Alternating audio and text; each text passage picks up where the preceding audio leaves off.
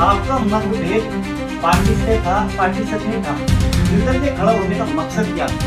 मकसद यही था कि जो वर्तमान राजनीति यहाँ के सांसद और केंद्र में हमारे प्रधानमंत्री आदरणीय अमित शाह जी, तो यहाँ से जो ग्राउंड रिपोर्ट मेरे से कार्यकर्ता को तो पता नहीं, हमने जिन प्रतिनिधि को चुना वो वहां जाकर के रिपोर्ट, तो अब जाहिर सी बात है उनके रिपोर्टिंग के आधार पर कार्यकर्ताओं पकाया, उसके संरक्षक इसके प्रभाव से उड़ीसा ही हो गया।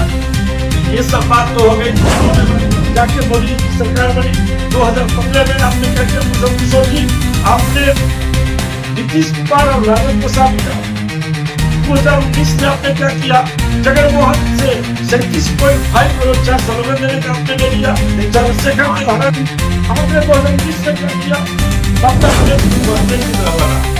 और दुर्भाग्य है आज रिफाइनरी है, फर्टिलाइजर है, फार्मर है, आज भी सड़क पर जो निकले दिवस है, और इनके गलतियों के कारण आज किसान की सुविधा तो रहा है। आगामी 2025 ये चुनाव का रूप बंधन कर रहे थे, उन्हीं का चले, मेरे कोई से नहीं चले। और मैं गिरिराजा पर आरोप नहीं लगा रहा, लेकिन मेरा कहना है कि गिरिराजा आगे की राजनीति भी आपको स्वस्थ लाल राजपूत, आप देख रहे हैं सच्ची खबर। दोस्तों, आज मैं मौजूद हूँ एक ऐसे जिले में जो बिहार के अंदर दूसरे नंबर पर आता है, यानी कि राजधानी पटना के बाद अगर गिनती होती है तो बेगूसराय की। बेगूसराय एक ऐसा जिला है जहां पर बिजली प्लांट से लेकर हर तरह की फैक्ट्री मौजूद है। इससे लड़ने वाले हमारे साथ मौजूद है, सीधा उनसे जानेंगे, उनका नाम जानेंगे, अपना परिचय देंगे, आखिर वो इस राजनीति में और बेगूसराय में कितने दिन से काम कर रहे हैं और उनकी पहचान क्या है, और बिहार की और बेगूसराय की राजनीति क्या कहती है। सर, आपका सबसे पहले बहुत बहुत स्वागत है हमारे चैनल पर।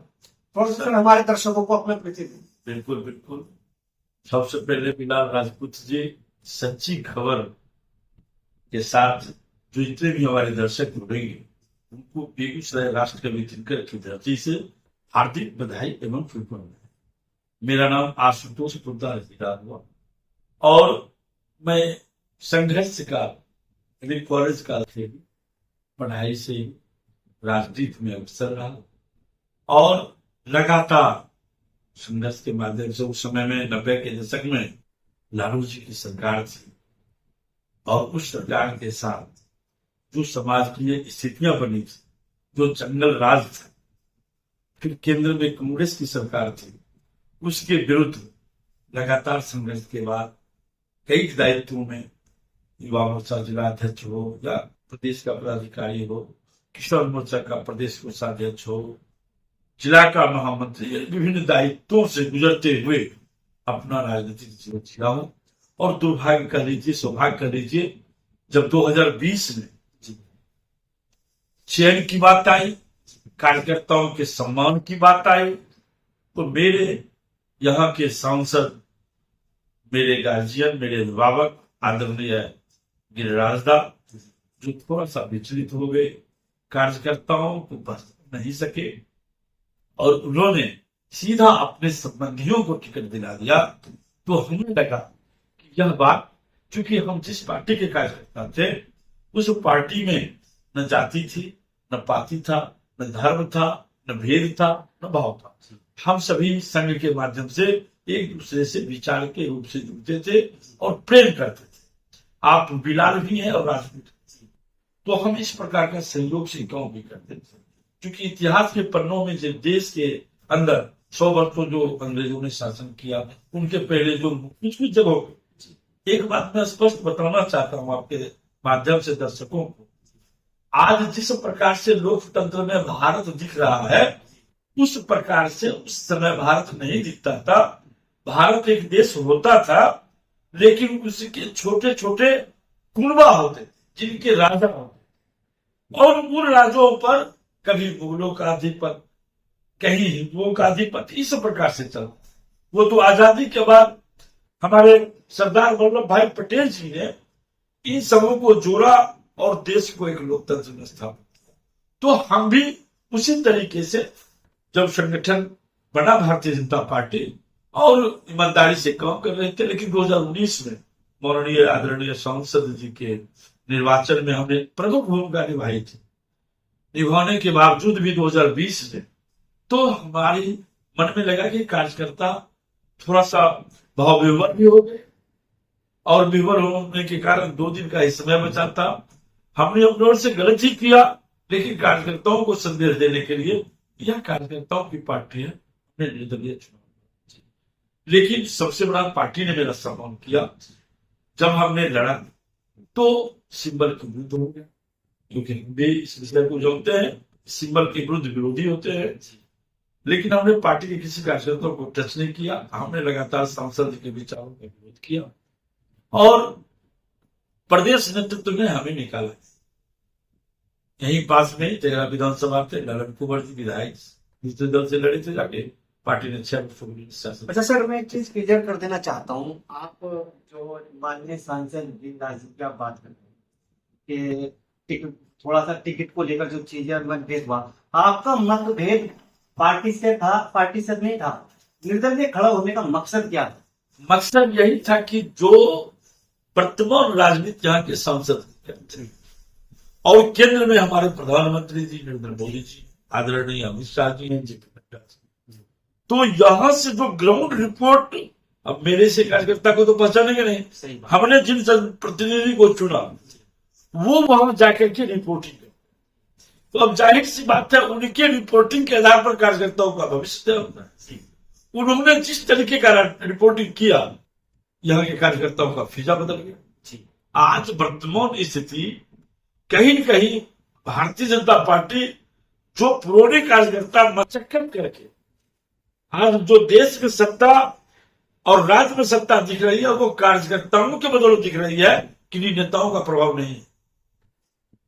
और गलत संदेश देने के कारण कार्यकर्ता दर प्रतिदल पीछे होते चला जा रहा है, और वैसे व्यक्ति जो कुछ इर्द गिर्द घूमने वाले हैं दायित्ववान होते चले जा रहे हैं, जिससे और स्पष्ट मेरी पार्टी स्पष्टता से चलती है। पार्टी ने हमें ही सिखाया था, क्योंकि जनता के बीच अस्पष्ट संदेश लेके,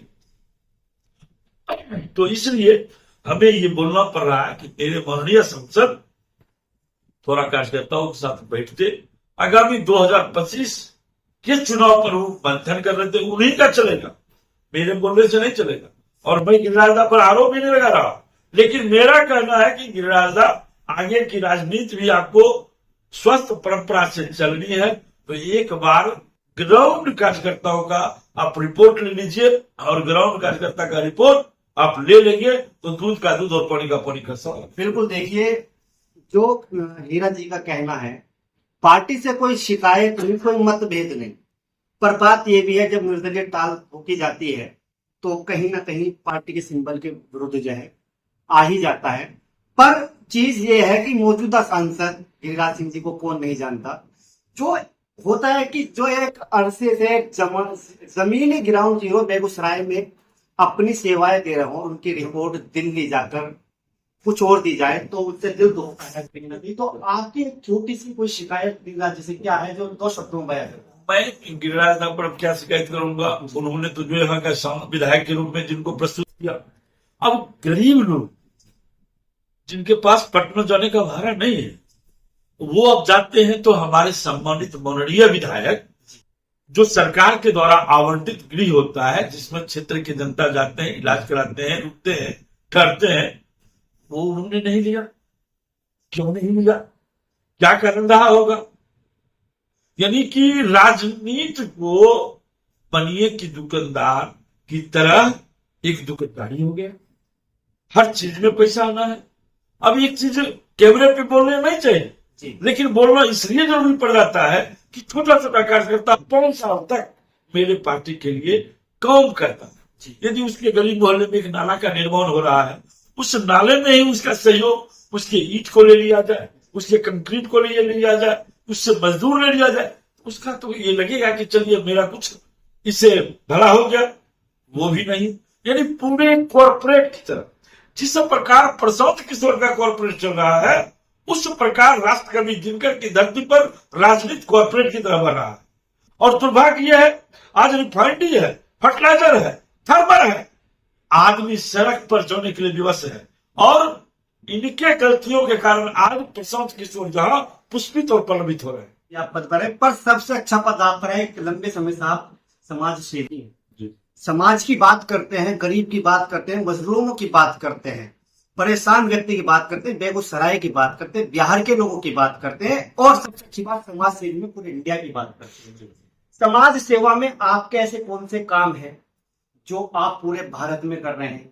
ठीक है, समाज सेवी में बहुत काम आ जाते हैं। एक ऐसा वर्ग बताइए जिस पर आप एक तरीके से काम करें, जैसे कि आपका बताया कि एक संस्था भी चलती है। जैसे